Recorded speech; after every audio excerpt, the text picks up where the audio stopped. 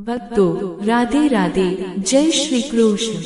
આપણે રોજ રાત્રે સૂઈએ છીએ અને સપનાની દુનિયામાં ખોવાઈ જઈએ છીએ, પણ શું તમે ક્યારેય વિચાર્યું છે કે જ્યારે તમે ગાઢ નિદ્રામાં હોવ છો ત્યારે તમારી આત્મા શું કરતી હોય છે?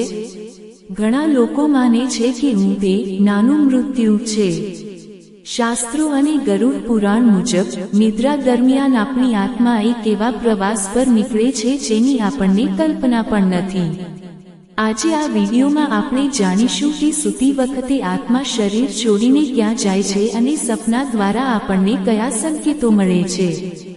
સૌથી પહેલા એ સમજી લો કે આપણા શરીરમાં બે પ્રકારના જગત છે, એક સ્થૂળ જગત જેમાં આપણે જીવીએ છીએ અને બીજું સૂક્ષ્મ જગત।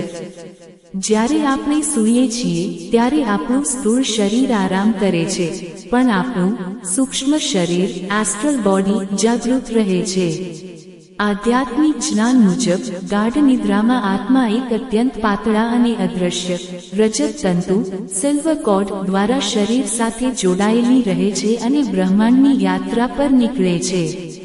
ઘણીવાર આપણને એવા સપના આવે છે કે જેમાં આપણે હવામાં ઉડી રહ્યા છીએ અથવા કોઈ અજાણી પણ સુંદર જગ્યાએ ફરી રહ્યા છીએ। હકીકતમાં તે તમારી આત્માનો પ્રવાસ હોય છે। આત્મા એવા સ્થાનો પર જાય છે જ્યાં તેને શાંતિ મળે છે અથવા જ્યાં તેની આસક્તિ હોય છે। ક્યારેક આત્મા પોતાના પૂર્વજોને મળવા માટે પિતૃલોકની નજીક પણ પહોંચી જાય છે, અને એ જ કારણ છે કે આપણને સપનામાં આપણા મૃત સ્વજનો દેખાય છે।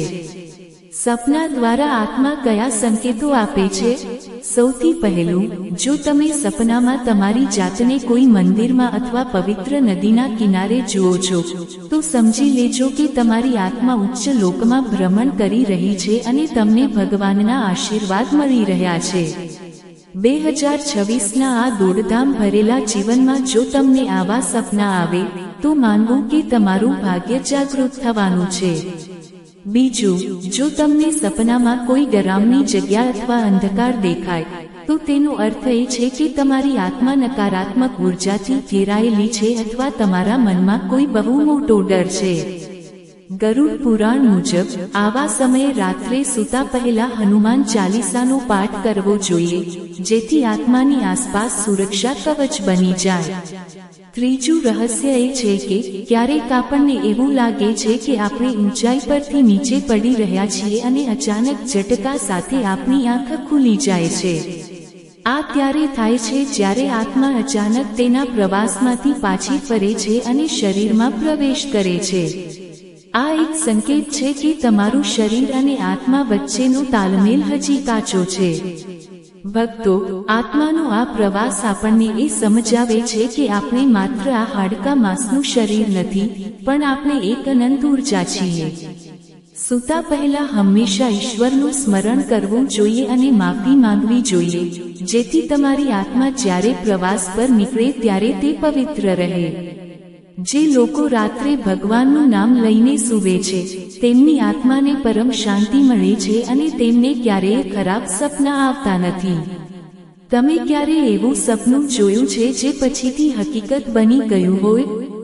અથવા તમને ક્યારેય ઊંઘમાં એવું લાગ્યું છે કે તમે શરીરની બહાર છો? કોમેન્ટમાં તમારો અનુભવ જરૂર જણાવજો, કારણ કે તમારા અનુભવો બીજા માટે જ્ઞાનનો સ્ત્રોત બની શકે છે। વિડીયોને લાઈક કરજો અને તમારા મિત્રો સાથે શેર કરજો। કોમેન્ટમાં સાચા દિલથી જય સૂર્યનારાયણ અથવા જય શ્રી કૃષ્ણ જરૂર લખજો। ચેનલને સબસ્ક્રાઇબ કરવાનું ભૂલતા નહીં, જેથી આપણે આધ્યાત્મિકતાના આવા જ ઊંડા રહસ્યો જાણી શકીએ। ભગવાન તમારી નિદ્રા અને આત્મા બંનેને પવિત્ર રાખે। રાધે રાધે।